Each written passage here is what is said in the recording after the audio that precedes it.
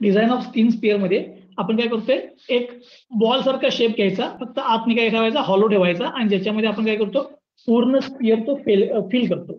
आता हा पूर्ण फिल केला तर हे रिसीव्ह होईल किंवा बाहेर ट्रान्सफर होईल किंवा स्टोअर होईल किंवा त्याची स्टेट चेंज होईल. मग या स्पिअर मध्ये जर समजा थिकनेस परत काल तुझा इनर डायमीटर आणि थिकनेसचा जर घेतला आणि तुझा ग्रेटर दॅन 15 आला तर तो काय होणार, तुमचा थिन स्पिअर होणार.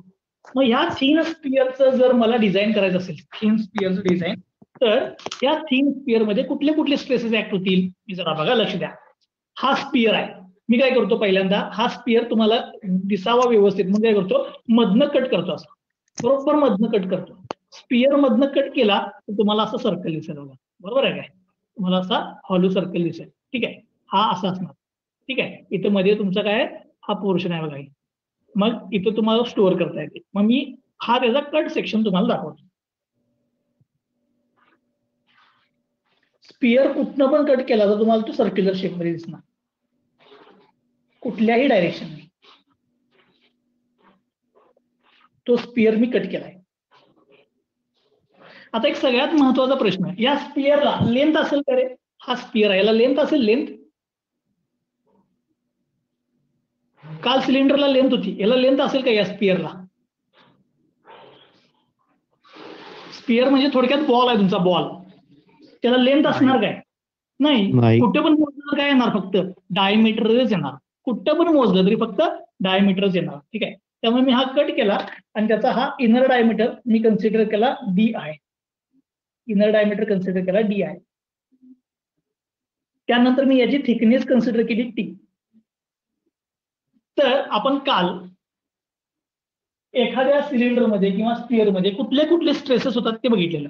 कोणते कोणते स्ट्रेसेस सिलेंडरमध्ये येतात? 3 येतात बेसिक. कुठले कुठले?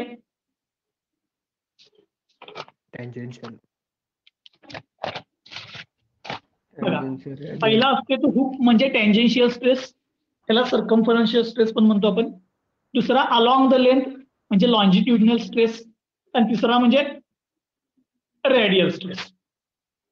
आता काल आपण हे बघितलं की रेडियल स्ट्रेसची व्हॅल्यू ही जर थिन सिलेंडर असेल तर ती निग्लिजिबल असते, त्यामुळे थिन सिलेंडर मध्ये ही गेली, राहिल्या या 2.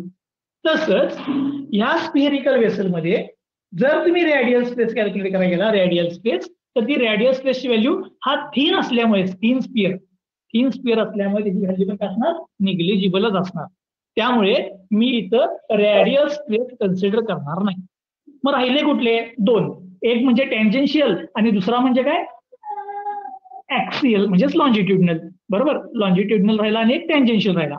आता याला लेंथ आहे का सांगा, या स्पिअरला याला लेंथ आहे? स्पिअरला लेंथ नाही. लेंथ नाही याचा अर्थ अलॉंग द लेंथ स्ट्रेस येणार नाही. जर लेंथ असेल तर येणार, लेंथ नसेल तर स्ट्रेसच येणार नाही. म्हणजे इथं लॉन्जिट्युडिनल पण स्ट्रेस नाही.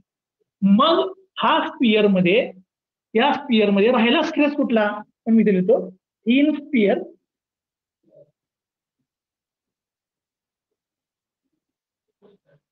are subjected to कुठला स्ट्रेस येणार? रेडियल तर निग्लिजिबल झाला, त्याला लेंथ नसल्यामुळे लॉन्जिट्युडिनल आला नाही. मग राहिला कुठला? सर्कम्फरन्शियल म्हणजे टँजेन्शियल म्हणजे सगळ्यामध्ये आपण हुक स्ट्रेस. म्हणजेच स्पिअरच्या डिझाईन मध्ये फक्त तुम्हाला हुक स्ट्रेसच कन्सिडर करायला लागणार. मग आता हुक स्ट्रेस म्हणजे काय? टँजेन्शियल डायरेक्शनचा स्ट्रेस बघा, असं टँजेन्शियल डायरेक्शनचा स्ट्रेस. मग आता समजा हे स्पिअर मी कुठल्या तरी गॅसने फिल केलं असं कन्सिडर करा, गॅसने फिल केलं तर याच्या आतमध्ये इंटरनल प्रेशर ऍक्ट होणार. गॅसनी, लिक्विडनी, कशाने पण फिल केलं आणि अंडर प्रेशर आहे तर याच्यावरती, याच्या इनर वॉलवरती काय होणार? प्रेशर ऍक्ट होणार. या प्रेशरमुळे जर समजा मी हे प्रेशर असं कन्सिडर केलं, या हाफ पोर्शनचं प्रेशरचा फोर्स तिकडे वर घेतला, सगळ्याचा रिझल्टंट काढला, वरच्या डायरेक्शन घेतला, याचा मी डाऊनवर्ड घेतला, तर काय होणार? हा जो सर्क्युलर पोर्शन आहे म्हणजे स्पिअर, तर तो बघा हा आता असा कन्सिडर करतो, जर इकडे फोर्स लागला आणि अपोजिट या बाजूला पण लागला तर हे असं होणार, इलॉंगेट होणार, इलॉंगेट होऊन तुटणार. म्हणजे याचं फेल्युअर होताना इलॉंगेशननी होणार. बरोबर, मग याचं फेल्युअर जर इलॉंगेशन झालं तर ते असं होईल.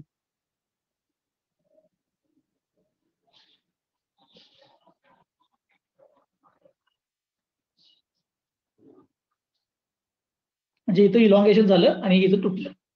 मग या पोर्शन वरती जो प्रेशर ऍक्ट व्हायला लागलाय तो प्रेशरची व्हॅल्यू घेतो मी PI, आणि इथं जो स्ट्रेस ऍक्ट व्हायला लागलाय कारण की इथं मटेरियल आहे ना, हे मटेरियल कॉन्टॅक्ट मध्ये असणार, हे त्याला अपोज करणार, म्हणजे इथं स्ट्रेस जनरेट व्हायला पाहिजे, तो म्हणजे तुमचा टँजेन्शियल स्ट्रेस म्हणजे हुप स्ट्रेस आहे. तसंच प्रेशर या बाजूला पण आहे. मग आता मी जर इक्विलिब्रियम कंडिशन घेतली याची, इक्विलिब्रियम, आता मी काल बघा याला लेंथ दाखवलेली अशी, इकडे लेंथ पण दाखवलेली अशी, पण मी इथं लेंथ का दाखवलेली नाही कारण हा स्पियर आहे. मग जर मी याची इक्विलिब्रियम कंडिशन घेतली तर या प्रेशरनी जनरेट केलेला अपवर्ड फोर्स आणि या स्ट्रेसचा डाऊनवर्ड फोर्स हे दोन्ही काय पाहिजे, इक्विलिब्रियमला पाहिजे, तर हा स्पियर फेल होणार नाही. ठीक आहे, मग मी ते देतो for equilibrium condition, for equilibrium condition. आता बाळांनो सांगा मला काय येणार, या प्रेशरने जनरेट केलेला फोर्स आणि या स्ट्रेसचा रेझिस्टिंग फोर्स हे दोन्ही काय पाहिजे, same. Pressure force is equal to resisting force. आता हा रेझिस्टिंग फोर्स कोण जनरेट केलं, ह्याच्यामुळे काय जनरेट झालेलं असते, स्ट्रेस जनरेट झालेलं असते, रेझिस्टिंग फोर्स. आता प्रेशर फोर्स कसं काढणार, त्याला आपण प्रेशर फोर्स बघितलं. प्रेशर फोर्स म्हणजे काय, pressure is equal to force divide by area, तर फोर्स इज इक्वल टू काय येणार, प्रेशर इंटू एरिया, म्हणजे इथे येणार pressure into area is equal to resisting force. बघा रेझिस्टिंग फोर्स, रेझिस्टिंग फोर्स काय येणार, स्ट्रेस, इथे जनरेट झालेला स्ट्रेस इंटू त्याचा एरिया, जिथं स्ट्रेस ऍक्ट वाला त्याचा एरिया, जिथं प्रेशर ऍक्ट वाला त्याचा एरिया. मग मला आता सांगा प्रेशर ऍक्ट वाला त्याचा एरिया इथं इथं, ठीक आहे, बघा जरा लक्ष द्या, हा पोर्शन आहे मी दाखवतो, हा स्पियर तुम्ही मधनं कट केला तर हा राहिला अर्धा स्पियर, इथं हे असं प्रेशर ऍक्ट व्हायला लागले, प्रेशर ऍक्ट वाले असं, ठीक आहे. मग याचा तुम्हाला कुठला एरिया घ्यायला पाहिजे, आता हा सर्क्युलर एरिया घ्यायला पाहिजे, कारण की प्रोजेक्टेड एरिया घेतो ना आपण, बरोबर असा प्रोजेक्टेड एरिया घेतो, प्रोजेक्टेड मध्ये सर्कल दिसते, या आतल्या सरफेसवरती ते ऍक्ट होणार आहे, म्हणजे याचं काय घ्यायला पाहिजे मला, आता प्रोजेक्टेड एरिया घ्यायला पाहिजे. याचा प्रोजेक्टेड एरिया म्हणजे काय येणार, या सर्कलचा एरिया येणार. ठीक आहे, मग तुम्हाला काल सांगितलं प्रेशरच्या मध्ये आपण काय कन्सिडर करतो, प्रोजेक्टेड एरिया. कॉम्प्रेसिव्ह स्ट्रेस मध्ये पण आपण प्रोजेक्टेड एरिया कन्सिडर करतो. नॉर्मली प्रेशर, कॉम्प्रेसिव्ह स्ट्रेस हे आपण सिमिलर गोष्टी कन्सिडर करतो. तो PI इंटू एरिया, याचा प्रोजेक्टेड एरिया म्हणजे या सर्कलचा एरिया येणार. तुम्हाला मी आताच दाखवलं, हा पोर्शन कट केला, हा त्याचा प्रोजेक्टेड एरिया म्हणजे या सर्कलचा एरिया यायला पाहिजे. या सर्कलचा एरिया इथे बघा तुम्हाला दिसतो, सर्कलचा एरिया किती येणार, या π/4 d स्क्वेअर, येस π/4 d चा स्क्वेअर. ठीक आहे, हा झाला area, projected area into stress into, आता ज्या एरियावरती हा स्ट्रेस ऍक्ट झालाय तो एरिया पाहिजे. तुम्हाला सांगा आता हा जो स्ट्रेस आहे तो कुठे ऍक्ट झालाय, या वॉल मध्ये, वॉल. मग आता ही मी कट सेक्शन घेतलंय ना, ही वॉल ऍक्च्युली अशी सर्क्युलर आहे बघा, अशी पूर्ण गोल आहे अशी, बरोबर, फक्त दिसताना आपल्याला हे ऍक्च्युली असं आहे, मी तुम्हाला असं दाखवलंय, म्हणजे इथं आणि इथं दाखवले, पण ऍक्च्युअल मध्ये 3D मध्ये बघितलं तर ते असं आहे बघा, हे असा पोर्शन आहे. मग ही जी वॉलची थिकनेस आहे, याचा असा पूर्ण गोल जो एरिया आहे तो यायला पाहिजे, तिथं तुमचा स्ट्रेस ऍक्ट झाला. ठीक आहे, मग तो एरिया कसा काढणार, म्हणजे हे तिथे आहे बघा, हे बाहेरचा हॅचिंग फोर्स, त्याचा एरिया पाहिजे, ह्या वॉलमध्ये तो ऍक्ट झाला, त्याचा एरिया कसा काढणार, काय करायचं, त्याचा सर्कम्फरन्स इंटू थिकनेस, सर्कम्फरन्स घ्यायचा इंटू थिकनेस करायची. त्याचा सर्कम्फरन्स किती आहे बघा, याचा πD, बरोबर, आणि त्याची थिकनेस किती आहे, T. So sigma T into πDI into T. समजलं, हा प्रोजेक्टेड एरिया आणि हा जिथं स्ट्रेस झाला तो ऍक्ट झालेला एरिया. आता मला ह्यातनं शोधायचं काय आहे, तर मला स्ट्रेस शोधायचा, हुप स्ट्रेस. ठीक आहे, हुप स्ट्रेस शोधायचा आहे. मग हुप स्ट्रेस शोधण्यासाठी मी ह्या सगळ्या टर्म इकडे ट्रान्सफर करतो, PI πDI चा स्क्वेअर डिवाइड बाय 4 ही बाजू लिहिली. आता ह्या गोष्टी उचला इकडे ना, into pi into DI into T is equal to राहिला सिग्मा T, म्हणजेच hoop stress. So sigma T म्हणजे hoop stress is equal to, आता इथं काय काय कॅन्सल होईल बघा, या पायला पाय कॅन्सल होईल, यातल्या एका DI ला यातला एक DI कॅन्सल होईल. आता राहिलं काय बघा इथं PI DI divide by 4T. PI DI divide by 4T. ठीक आहे. आता बघा ना मला हा काय मिळाला इथला सिग्मा टीची किंमत मिळाली. मग आता जर असं एक प्रश्न विचारतो, काल आपण सिलेंडर मधला पण टँजेन्शियल म्हणजे हुप स्ट्रेस बघितला काल सिलेंडर मधला, आणि आज आपण स्पियर मधला बघितला. तर सिलेंडर मधला हुप स्ट्रेस जास्त असणार, सेम डायमीटर सेम घ्यायचा, याचा स्पियरचा डायमीटर सेम घ्यायचा, त्याचा पण डायमीटर सिलेंडरचा डायमीटर सेम घ्यायचा, याची थिकनेस सेम घ्यायची, सिलेंडरची पण थिकनेस सेम घ्यायची. तर या दोघांच्या मध्ये कम्पेअर केला तर हुप स्ट्रेस कुणाचा जास्त असणार, स्पियरचा जास्त असणार का सिलेंडरचा जास्त असणार? काल सिलेंडरचा हुप स्ट्रेसचा फॉर्म्युला असा होता PI DI divide by 2T. PI DI divide by 2T होता, आणि स्पियरचा PI DI divide by 4T. याचा अर्थ मी जर हे दोन एकमेकाला कम्पेअर केले तर यांच्यामध्ये हुप स्ट्रेस हा सिलेंडर मध्ये जास्त जनरेट होतो, स्पियर मध्ये हुप स्ट्रेस हा कमी जनरेट होतो. त्यामुळे स्पियरची फेल्युअर व्हायची पॉसिबिलिटी ही कमी आहे ऍज कम्पेअर्ड टू सिलेंडर. त्यामुळे समजलं इथे जनरेट झालेला स्ट्रेसच कमी आहे ना, आणि सिलेंडर मध्ये जनरेट झालेला हुप स्ट्रेस जास्त आहे. त्यामुळे टँजेन्शियल स्ट्रेसमुळे सिलेंडर फेल व्हायची पॉसिबिलिटी जास्त आहे as compared to sphere. Dimension म्हणजे डायमीटर आणि थिकनेस सेम ठेवायच्या, मटेरियल सेम घ्यायचं, ओके, प्रेशर सेम ठेवायचं. आता हे थिन सिलेंडरचा बघा मला स्ट्रेस मिळाला. कधी कधी याच्या प्रॉब्लेम मध्ये व्हॉल्यूम विचारतात, ह्याचा व्हॉल्यूम म्हणजे हा स्पियरनं आतमधला व्हॉल्यूम आहे की किती ऑक्युपाय केलाय, हा व्हॉल्यूमचा विचारतात. स्पियरचा व्हॉल्यूम फॉर्म्युला तुम्हाला माहित आहे काय, की फक्त लिहून द्याले, हे तुम्हाला ऑलरेडी स्कूलमध्ये किंवा 11वी 12वी मध्ये झालेलं आहे. ठीक आहे. व्हॉल्यूम ऑफ स्पियर कसं करतो रे आपण, volume is equal to π/6 dq. पण डायमीटर कुठला असतोय, इनर असतं, कारण इनर डायमीटरने ऑक्युपाय केलेला पाहिजे. π/6 dq हा व्हॉल्यूमचा फॉर्म्युला असतो. ओके, त्यामुळे हा फॉर्म्युला लक्षात ठेवा. आता तुम्ही म्हणणार की सर असं का मला हे लक्षात ठेवायला सांगाल, त्याच्या मागचं कारण सांगतो. हा जो फॉर्म्युला आहे आणि हा जो फॉर्म्युला आहे हे ऍक्च्युली तुम्हाला पेपरला कोण विचारणार नाही, पण आपल्याकडे एक टॉपिक आहे लास्टचा. ठीक आहे, त्या टॉपिक मध्ये आपण काय करतोय माहिती आहे, कुठलं पण डिझाईन ऑप्टिमाइज करतोय, त्या ऑप्टिमाइज डिझाईन मध्ये हे फॉर्म्युला लागणार आहे. ठीक आहे, त्यामुळे मी आता सांगून ठेवले म्हटलं हा सिग्मा टीचा तर लागणारच आहे. त्यावेळेला तुम्हाला मी सांगणार आहे परत, हे आपण त्यावेळेला घेतलं होतं म्हणून. ठीक आहे, हे 6व्या टॉपिक मध्ये प्रॉब्लेम सॉल्व्ह करण्यासाठी हे लागणार आहे, ऑप्टिमायझेशन टेक्निक. ओके, चलो, हे झालं बघा डिझाईन ऑफ थिन सिलेंडर. परत एकदा सांगतो, थिन सिलेंडर एकदम सोपा आहे, थिक सिलेंडर एकदम अवघड आहे. ठीक आहे, तो सोपा पार्ट आहे तो आज संपणार आहे, पुढच्या वेळेपासून अवघड पार्ट चालू होणार. आता थिन सिलेंडरचं माझं डिझाईन झाले ऑलरेडी, थिन स्पियरचं डिझाईन झाले ऑलरेडी. आपण लास्ट टाइमला थिन सिलेंडरचं डिझाईन केलं होतं, थिन सिलेंडरचं डिझाईन केलेलं. आता आपण याच्यावरती काय करूया, एक दोन छोटे छोटे प्रॉब्लेम बघूया. ठीक आहे, आणि मग उद्यापासून आपण थिक सिलेंडरकडे जाऊया. मग एक छोटा प्रॉब्लेम सांगू, पटकन लिहिणार.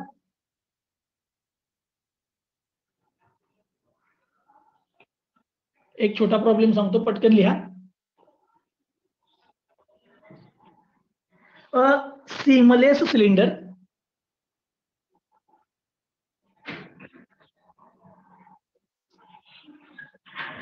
a seamless cylinder with a storage capacity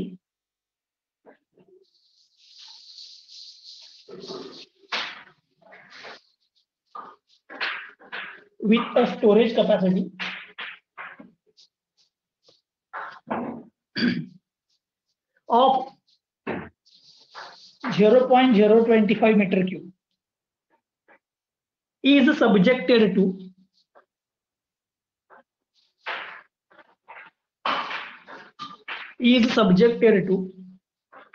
internal pressure of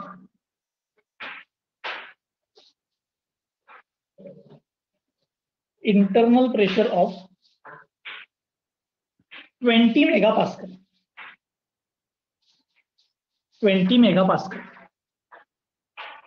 The length of cylinder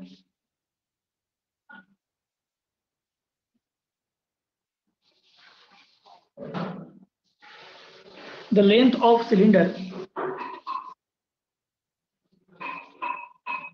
is twice the internal diameter. Is twice the internal diameter.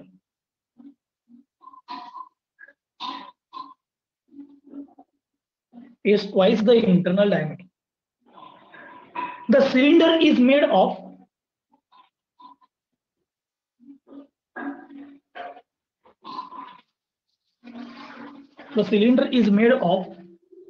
plain carbon steel,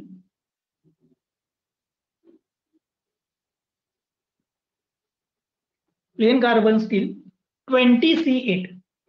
20C8 म्हणजे काय 0.2% कार्बन स्टील आहे. त्याचा ultimate stress दिलाय SUT 390 Newton per mm square.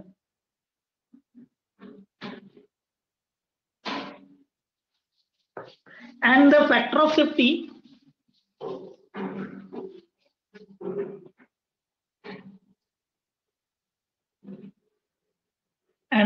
safety is 2.5. Determine the diameter of cylinder. You want to determine the dimensions.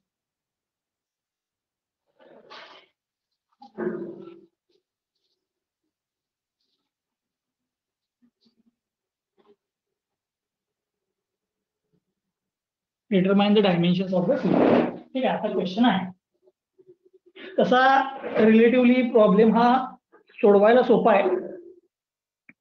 बघा मी काय काय पहिल्यांदा given दिलंय तिथून स्टार्ट करतो. सगळ्यात पहिल्यांदा काय सांगितले, अ seamless cylinder with storage capacity, म्हणजे एक सिलेंडरची स्टोरेज कॅपॅसिटी म्हणजे व्हॉल्यूम दिलाय. ठीक आहे, म्हणजे व्हॉल्यूम दिलाय किती आहे 0.025 मीटर क्यूब एवढा त्याचा व्हॉल्यूम आहे. ठीक आहे, म्हणजे एवढं तो ऑक्युपाय करू शकतो. सब्जेक्टेड टू इंटरनल प्रेशर, त्याच्यामध्ये ऍक्ट झालेले इंटरनल प्रेशर म्हणजे आतमध्ये फ्लुइड लिक्विड जे काय भरलं किंवा गॅस भरला असेल त्याचं इंटरनल प्रेशर किती ऍक्ट झाले, इंटरनल दिले 20 मेगापास्कल. मेगापास्कल म्हणजे काय newton per mm square. The length of cylinder, सिलेंडरची लेंथ ही काय सांगितल्या twice the inner diameter. The length of cylinder is twice the inner diameter असं दिलंय. The cylinder is made of plain carbon steel, आणि त्या सिलेंडरचं मटेरियल दिलंय 0.2% कार्बन स्टील, आणि त्याचा अल्टिमेट स्ट्रेस दिलाय 390 Newton per mm. 390 Newton per mm. आणि फॅक्टर ऑफ सेफ्टी पण दिला आपल्याला, factor of safety 2.5. Determine the dimensions, आणि मला डायमेन्शन डिटरमाइन करायचे. मी जरा सिलेंडरचा इथे क्रॉस सेक्शन ड्रॉ करतो. सिलेंडर मी हॉरिझॉन्टल सिलेंडर घेतो. हॉरिझॉन्टल सिलेंडर जर बरोबर मधून कट केलं तर तुम्हाला हे असं दिसेल. ओके, बरोबर मधून कट केलं तर तुम्हाला हे असं दिसेल. ही त्याची लेंथ असणार आणि हा त्याचा इथून इथपर्यंत इनर डायमीटर असतो, आणि ही त्याची थिकनेस.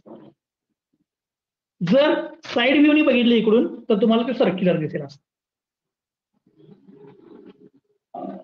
बरोबर, या बाजूने जर बघितलं तर सिलेंडरचं तुम्हाला सर्क्युलर व्ह्यू दिसेल. याचा इनर डायमीटर जो आहे, इनर डायमीटर तोच म्हणजे टी आहे, आणि थिकनेस टी आहे. सब्जेक्टेड टू इंटरनल प्रेशर आहे, त्यामुळे मी इथं प्रेशर दाखवतो ऍक्ट झालेलं.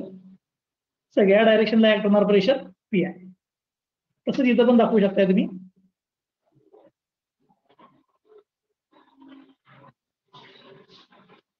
सगळ्या डायरेक्शनला ऍक्ट होणार प्रेशर पी आहे.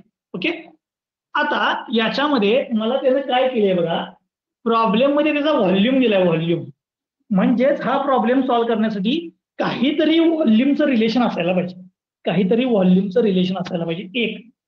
आणि दुसरं मला याची डायमेन्शन डिटरमाइन करायची, म्हणजे याची थिकनेस पण डिटरमाइन करायला पाहिजे. थिकनेस. मग मी एक प्रश्न विचारतो, जर मला समजा सिलेंडरची थिकनेस डिटरमाइन करायची असेल, थिकनेस याची, तर मी या सिलेंडर मधला कुठला स्ट्रेस कन्सिडर करायला पाहिजे? जरा मागे जातो म्हणजे तुमच्या लक्षात येईल. आपण सिलेंडर मधला कोणता स्ट्रेस कन्सिडर करायला पाहिजे? हुप स्ट्रेस, लॉन्जिट्युडनल स्ट्रेस का रेडियल स्ट्रेस? डिझाईनसाठी कुठला स्ट्रेस कन्सिडर करायला पाहिजे या सिलेंडरच्या डिझाईनसाठी? त्यातला रेडियल तुम्हाला मी ऑलरेडी सांगितलं, जो निग्लिजिबल आहे याला सोडून द्या. राहिला हुप स्ट्रेस आणि लॉन्जिट्युडनल स्ट्रेस. मी किंमत दाखवतो. हा तुमचा हुप स्ट्रेस आहे PI DI divide by 2t. हा तुमचा लॉन्जिट्युडनल स्ट्रेस आहे PI DI divide bye 4t. हा हुप स्ट्रेस आहे, हा लॉन्जिट्युडनल स्ट्रेस आहे. ह्या दोघांच्या पैकी मोठा कोणता, म्हणून मी त्यांचं रिलेशन पण दाखवलं होतं तुम्हाला. इथं रिलेशन आहे बघा, hoop stress is equal to 2 times the longitudinal stress. मग लॉन्जिट्युडनल स्ट्रेस मोठा आहे का हुप स्ट्रेस मोठा आहे? इथे जर तुम्ही बघितलं तर लॉन्जिट्युडनल मोठा आहे का हुप मोठा आहे? हुप म्हणजे circumferential. Hoop stress. Hoop stress मोठा आहे, बरोबर. हुप स्ट्रेस मोठा आहे कारण की तो 2 टाइम्स द लॉन्जिट्युडनल आहे. म्हणजे लॉन्जिट्युडनल 100 असेल तर हुप किती असणार? 200 असणार. मग मला सांगा, जर हे सिलेंडर डिझाईन करायचं असेल तर ते लॉन्जिट्युडनल स्ट्रेस वरती करायला पाहिजे का हुप वरती करायला पाहिजे? या सिलेंडरचं डिझाईन हे लॉन्जिट्युडनल स्ट्रेसवर डिपेंड असणार का हुप स्ट्रेसवरती डिपेंड असणार? हुप. हुप वरती. का? कारण की जो मॅक्सिमम स्ट्रेस असेल त्याच्यावरतीच आपल्याला डिझाईन करायला पाहिजे, कारण की तिथेच फोर्स मॅक्सिमम असणार. ठीक आहे, म्हणून आपण जे सिलेंडरचं डिझाईन करणार आहे ते कशावरती करणार आहे? सर्कमफरन्शियल स्ट्रेस वरती करणार आहे, कारण की तो सगळ्यात त्याच्यामध्ये मोठा स्ट्रेस आहे. ठीक आहे, म्हणून मी लिहितो इथं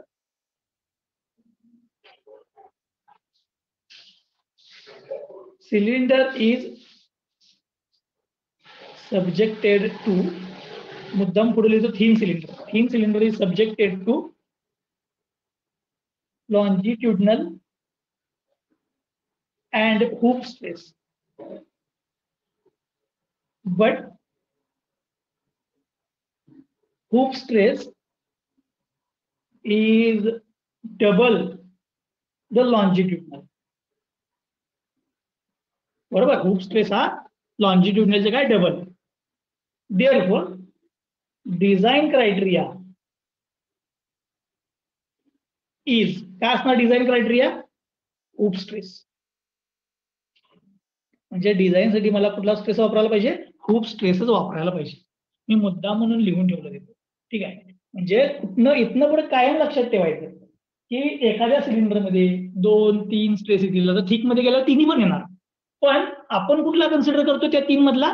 जो सगळ्यात मोठा स्ट्रेस असतो तो आपण त्या डिझाईनसाठी यूज करतो. ठीक आहे, त्यामुळे इथं 2 आहेत, त्यातला सगळ्यात मोठा कोण आहे? हुप. म्हणजे माझा डिझाईन क्रायटेरिया हा झाला हुप स्ट्रेस. मग आता हुप स्ट्रेसचा फॉर्म्युला सांगा.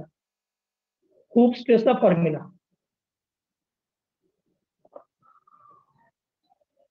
काय? PI DI divide by 2t. बरोबर आहे ना? हुप स्ट्रेसचा हाच फॉर्म्युला आहे ना, PI DI divide by 2t. ह्यातल्या कोणत्या किमती आपल्याला माहित आहेत आणि कोणत्या किमती आपल्याला माहित नाहीत ते पहिला बघा. पीआय पीआय दिलाय 20 मेगापास्कल माहित आहे, पीआय माहित आहे. डीआय डीआय दिलेला नाही, डीआय ला आपल्याला शोधायचं आहे, म्हणजे अननोन आहे, हे अननोन. टी थिकनेस पण अननोन आहे, हे आपल्याला शोधायचं आहे. म्हणजे याच्यामध्ये 2 अननोन आहेत, पीआय पण अननोन आहे आणि थिकनेस पण अननोन आहे. असू दे. सिग्मा टी हा कोणावर डिपेंड असतो रे? मटेरियलच्या प्रॉपर्टीवरती डिपेंड असतो. मग आपल्याला मटेरियल दिले, त्याचा एसयूटी दिलाय, फॅक्टर ऑफ सेफ्टी दिलाय, त्यावरनं मला परमिसिबल स्ट्रेस शोधता येईल. ठीक आहे, म्हणजे म्हणतो परमिसिबल टेन्साईल स्ट्रेस.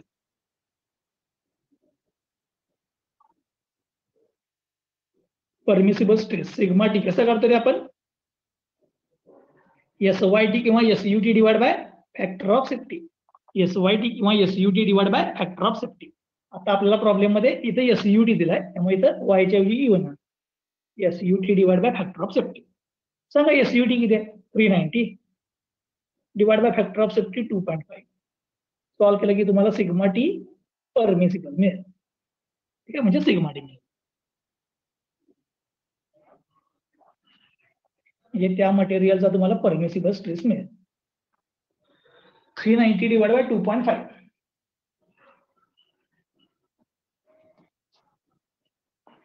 किती येते बाळांनो?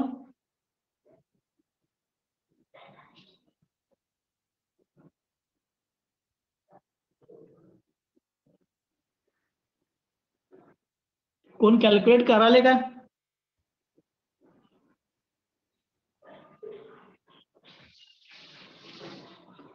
390 divided by 2.5.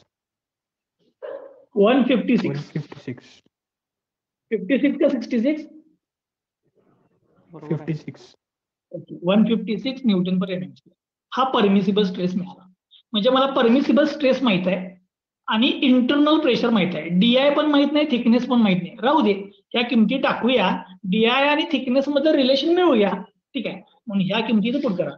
ना sigma T is equal to P I D I divide by 2t. Okay, आता sigma T 156 is equal to internal pressure 20 megapascal म्हणजे 20 newton per mm square into DI माहित नाही, 2 into thickness पण माहित नाही, हे राहिलं 10. या 10 ने इकडे डिवाइड करा म्हणजे झाले 15.6 इज इक्वल टू काय आलं बघा, डीआय डिवाइड बाय टी.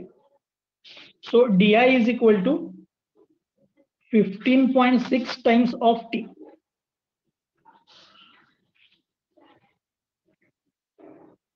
तुम्हाला डीआय आणि टी मधले रिलेशन मिळाले, याला म्हणतो मी 1. म्हणजे मी त्या खूप स्ट्रेसच्या फॉर्म्युल्यावरून काय इंटरनल डायमीटर आणि थिकनेस यांच्यामधलं काय मिळवलं, रिलेशन मिळवलं. ठीक आहे, चलो आता रिलेशन मिळालंय, उत्तर नाही मिळालं.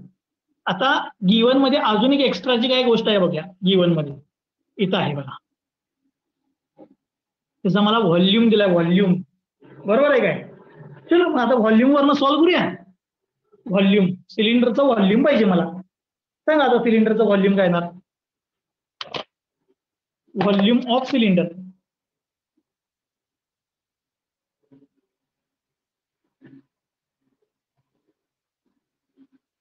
सिलेंडरचा व्हॉल्यूम कसा काढणार, सिलेंडरचा व्हॉल्यूम बघा, इथला एरिया घ्यायचा, इथं सर्कल आहे, हा या एंडला सर्कल आहे, या एंडला सर्कल आहे. सर्कलचा एरिया इंटू त्याची लेंथ. बरोबर आहे काय? सर्कलचा एरिया इंटू त्याची लेंथ केली की तुम्हाला काय मिळणार, या पूर्ण सिलेंडरचा व्हॉल्यूम मिळणार. ठीक आहे, सर्कलचा एरिया π/4 डी स्क्वेअर इंटू त्याची लेंथ. बरोबर आहे, π/4 डी स्क्वेअर म्हणजे सर्कलचा एरिया घेतला इंटू त्याची लेंथ केली की तुम्हाला काय मिळणार, त्याचा व्हॉल्यूम मिळणार. आता व्हॉल्यूम आपल्याला प्रॉब्लेम मध्ये ऑलरेडी दिलेला आहे, ती किंमत लिहितो व्हॉल्यूमची 0.025 मीटर क्यूब. आता हे मीटर मध्ये आहे त्यामुळे सगळं मीटर मध्ये घेऊया. 0.025 metre cube is equal π/4 DI square into, जरा लक्ष द्या, लेंथ बघा, लेंथ प्रॉब्लेम मध्ये सांगितले आपल्याला, length is twice the diameter सांगितले. तो लेंथची किंमत टाकणार आहे 2 times inner diameter, 2 times inner diameter लेंथची किंमत टाकली. ठीक आहे, ती गिवन आहे. इज इक्वल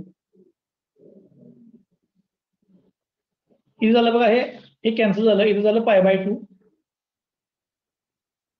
हा झाला DI स्क्वेअर इंटू DI म्हणजे DI cube is equal to 0.025. Okay, पण गंमत बघा, हे आता जे आलंय हे मीटर मध्ये आले का एमएम मध्ये आले सांगा. हे मीटर मध्ये आले का एमएम मध्ये? व्हॉल्यूम तुम्ही मीटर मध्ये पुट केला का एमएम मध्ये पुट केलाय? मीटर. मीटर. जरा मागे या, इथं स्ट्रेस पुट करताना आणि प्रेशर पुट करताना Newton per mm square put केला काय न्यूटन पर मीटर स्क्वेअर पुट केलाय? एमएम. एमएम. म्हणजे हे एमएम मधनं काढले आणि हे मीटर मधनं काढले, चालेल काय? नाही चालणार, कारण ही मीटर मधली किंमत आहे. मला काय करायला पाहिजे, एक तर इथला एमएम चा मीटर करायला पाहिजे किंवा एक तर मला इथला मीटरचा एमएम करायला पाहिजे. काय करू सांगा? एमएम चा मीटर करू का मीटरचा एमएम करू? मीटरचा एमएम. करतो म्हणजे व्हॉल्यूम बदलायचा इकडे, म्हणजे हा व्हॉल्यूम मला चेंज करायला पाहिजे. लक्ष द्यायचं, 0.025 इंटू मी मीटरचा 1 एमएम करतो. 1 मीटर म्हणजे किती एमएम रे? 1 मीटर म्हणजे किती एमएम? 10³ एमएम. बरोबर आहे का? 1000 एमएम. आता या मीटरचा क्यूब आहे म्हणजे एमएम चा क्यूब होणार. एमएम चा क्यूब झाला की या 1000चा पण काय व्हायला पाहिजे, क्यूब व्हायला पाहिजे. म्हणजेच किती ना 0.025 इंटू 10⁻², किती येणार हे? 9 एमएम क्यूब. 10⁹ MM cube. ठीक आहे.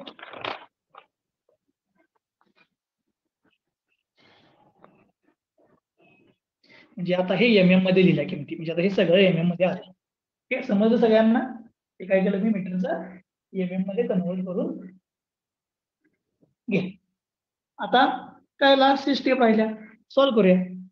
DI मागे या, DI आहे का इथं?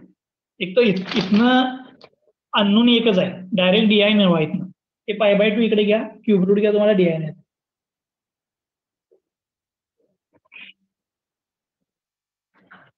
π/2 इकडे घ्या, क्यूब रूट घ्या, तुम्हाला DI मिळते.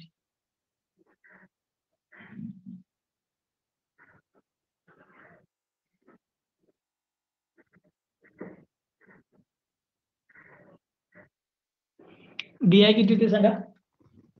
251.54. किती? 251.54. ओके. हा तुम्हाला डायमीटर मिळाला. आता या डायमीटरची इथनं किंमत उचला आणि इक्वेशन 1 मध्ये नेऊन पुट करा, तुम्हाला थिकनेस मिळेल. Put in 1. ठीक आहे, मी काय करतो इथे लिहितो DI is equal to 15.6 times of thickness.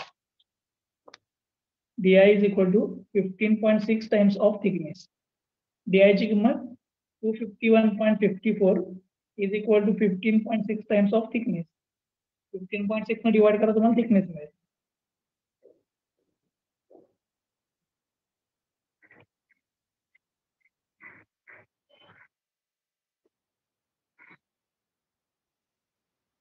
आहे 16.12. 16.12. चलो, डायमीटर मिळाला, थिकनेस मिळाली. आता राहिली एक गोष्ट अजून, ती म्हणजे लेंथ. लेंथ राहिली. लेंथ इज इक्वल टू सांगताना सांगितलंय काय, 2 टाइम्स डायमीटर घ्या. Length is equal to 2 times inner diameter. हे गिव्हनच होतं आपल्याला.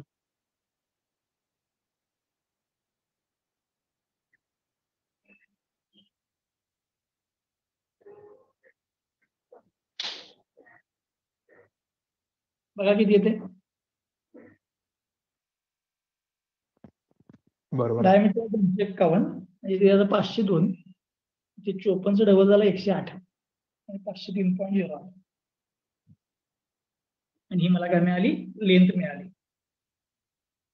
ठीक आहे, समजलं सगळ्यांना? एकदम फालतू प्रॉब्लेम असतो याचा. ठीक आहे, काय आहे फक्त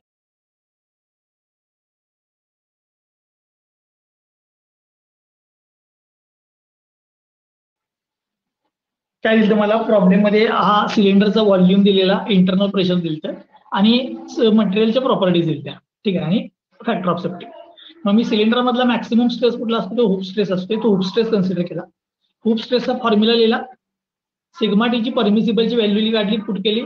काय PI मला माहित होतं, DIT माहित नव्हतं, एक रिलेशन मिळालं. PI DIचं आणि टीचं रिलेशन मिळालं. त्यानंतर मग मी सिलेंडरचा व्हॉल्यूम काढला, एरिया इंटू लेंथ. त्याच्यामध्ये लेंथ 3 सांगितलं, 2 टाइम्स डायमीटर घ्या, सोडवत गेलो, डायमीटर मिळाला. डायमीटर पुट केला, थिकनेस मिळाली, थिकनेस वरनं लेंथ मिळाली. ठीक आहे, असलं प्रॉब्लेम पेपरला येणार नाही. पण जर तुम्ही गेट वगैरे देणार असलं तर ह्या टाईपचे तुम्हाला कुठलाही प्रॉब्लेम पेपरला गेटच्या पेपरला येऊ शकतो. ठीक आहे, स्पियरचं तर ऍक्च्युली तुम्हाला तसं प्रॉब्लेम येणारच नाही आहे. ते स्पियरचं मी डेरिव्हेशन हे फक्त ते लास्टच्या टॉपिक मध्ये आपल्याला ते फॉर्म्युला लागणार आहे म्हणून मी घेऊन ठेवलाय. किंवा कधी कधी कोणतर विचारू शकते की स्पियर मधला टेंजेन्शियल स्ट्रेस काय असतो सांग. ठीक आहे, त्यामुळे फॉर्म्युला एकदम सोपा आहे. PI DI divide by 4T, PI DI divide by 2T. फॉर्म्युले सोपे आहेत, प्रॉब्लेम सोपे आहेत, पण इथनं पुढचे डेरिव्हेशन बनवणं अवघड आहे. मी उद्या एक डेरिव्हेशन चालू करणार आहे, जे उद्या संपणार नाही. त्याला ऍक्च्युली 2 तास लागतात ते डेरिव्हेशन संपवायला. उद्या आणि परवा असं मिळून ते मी डेरिव्हेशन संपवणार आहे. Design of thick cylinder. ठीक आहे, मी उद्यापासून थिक सिलेंडर चालू करणार. जरासं डेरिव्हेशन अवघड आहे, पण एकदा समजलं तर काय प्रॉब्लेम नाही.